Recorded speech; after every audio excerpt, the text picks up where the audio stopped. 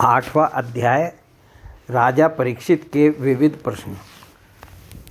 राजा परीक्षित ने कहा, भगवान, आप वेद वेताओं में श्रेष्ठ हैं। मैं आपसे यह जानना चाहता हूँ कि जब ब्रह्मा जी ने निर्गुण भगवान के गुणों का वर्णन करने के लिए नारद जी को आदेश दिया, तब उन्होंने किन किन को किस रूप में उपदेश किया। एक तो अचिंत्य शक्तियों के आश्रय भगवान की कथाएं ही लोगों का परम मंगल करने वाली हैं। दूसरे देव ऋषि नारद का सबको भगवत दर्शन कराने का स्वभाव है। अवश्य ही आप उनकी बातें मुझे सुनाइए। महाभाग्यवान सुखदेव जी, आप मुझे ऐसा उपदेश कीजिए कि मैं अपने आसक्ति रहित मन को सर्वात्मा भगवान श्री कृष्ण में तन्मय करके अपना शरीर छोड़ सकूं। जो लोग उनकी लीलाओं का श्रद्धा के साथ नित्य श्रवण और कथन करते हैं, उनके हृदय में थोड़े ही समय में भगवान प्रकट हो जाते हैं।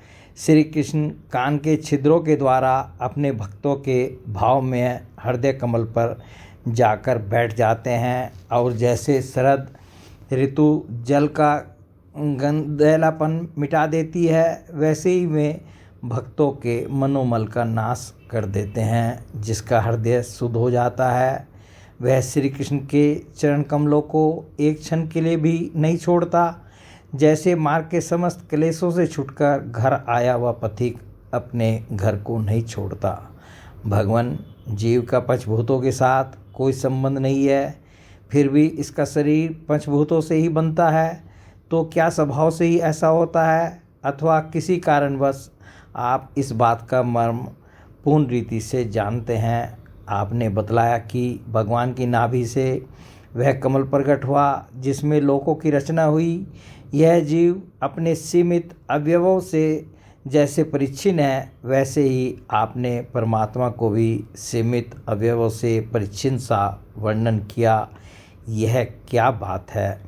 जिनकी कृपा से सर्वभूत में ब्रह्मा जी प्राणियों की सृष्टि करते हैं, जिनके नाभि कमल से पैदा होने पर भी जिनकी कृपा से ही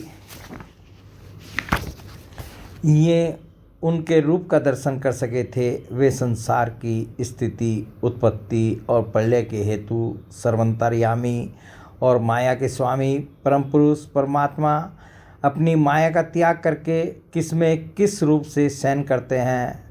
पहले आपने बतलाया था कि विराट पुरुष के अंगों से लोक और लोकपालों की रचना हुई, और फिर यह भी बतलाया कि लोक और लोकपालों के रूप में उसके अंगों की कल्पना हुई। इन दोनों बातों का तात्पर्य क्या है?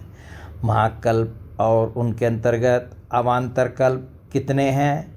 भूत, भविष्यत और वर्तमान काल का अनुमान किस प्रकार किया जाता है?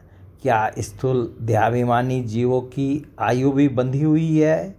ब्राह्मण श्रेष्ठ काल की सूक्ष्म गति, त्रुटि आदि और स्थूल गति, वर्ष आदि किस प्रकार से जानी जाती है? विविध कर्मों से जीवों की कितनी और कैसी गतियाँ होती हैं? देव, मनुष्य आदि योनियाँ सत्व, रज, तम, इन 3 गुणों के फलस्वरूप ही प्राप्त होती हैं। उनको चाहने वाले जीवों में से कौन कौन किस किस योनि को प्राप्त करने के लिए किस किस प्रकार से कौन कौन कर्म स्वीकार करते हैं?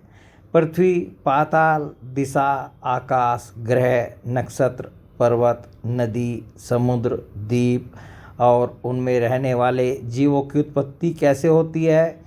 ब्रह्मांड का परिमाण भीतर और बाहर दोनों प्रकार से बतलाइए। साथ ही महापुरुषों के चरित्र, वर्णाश्रम के भेद और उनके धर्म का निरूपण कीजिए। युगों के भेद, उनके परिमाण और उनके अलग अलग धर्म तथा भगवान के विभिन्न अवतारों के परम आश्चर्य में चरित्र भी बतलाइए। मनुष्यों के साधारण और विशेष धर्म कौन कौन से हैं? विभिन्न व्यवसाय वाले लोगों के, राज ऋषियों के और विपत्ति में पड़े हुए लोगों के धर्म का भी उपदेश कीजिए। तत्वों की संख्या कितनी है? उनके स्वरूप और लक्षण क्या हैं? भगवान की आराधना की और अध्यात्म योग की विधि क्या है?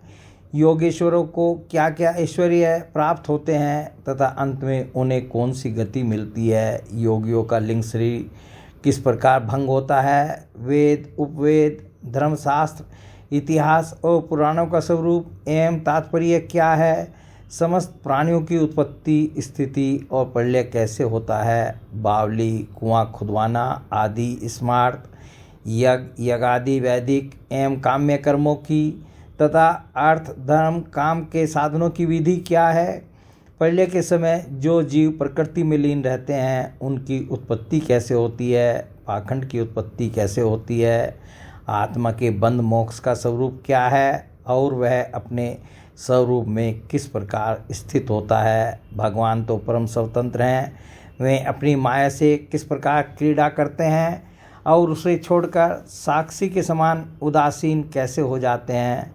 भगवान, मैं यह सब आपसे पूछ रहा हूँ, मैं आपकी शरण में हूँ। महामुने, आप कृपा करके क्रमशः इनका तात्विक निरूपण कीजिए।